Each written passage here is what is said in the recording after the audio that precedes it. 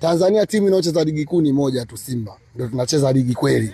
Inaocheza? Ligi ni moja tu. Simba sisi ndio tunacheza ligi. Tunakutana na ushindani. Yani, Tanzania ni kwenye ligi kuu ya NBC. Ligi yote hii. Simba ndio inacheza ligi. Tunakutana na ushindani wa ukweli tukicheza uwanjani. Unaona kabisa Simba ikicheza na timu yoyote, unaona kabisa unapata ile option, unaona kabisa yani ile test ya mpira wa ligi kuu unaiona. Lakini yani ile upinzani, resistance kitaalamu hiyo. Resistance unakuwa unaiona uwanjani. Kwa sababu gani?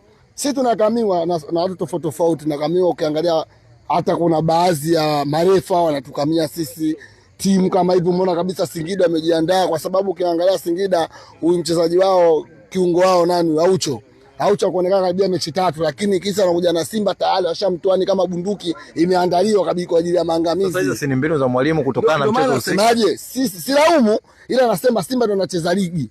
Sikulaumu, ndio kitu kizuri. Ndio maana yake kwamba Simba inacheza ligi. Lakini kuna baadhi ya timu nyingine wanaenitwa wanapeana kaenda kagusagusa. Lakini mbona katika mchezo wa leo wa mashabiki wanalalamika kwamba kama mmebebwa, mmependelewa na refa wa mchezo wa leo. Penalty 2 akikataa, lakini goli lenu pia la Elim Panzu Kibisawala ni offside ya wazi wanasema. Sawa, kama kwa wao wameona ni offside, tumenyuma penalty sawa, waturudishie goli letu la Zanzibar sisi.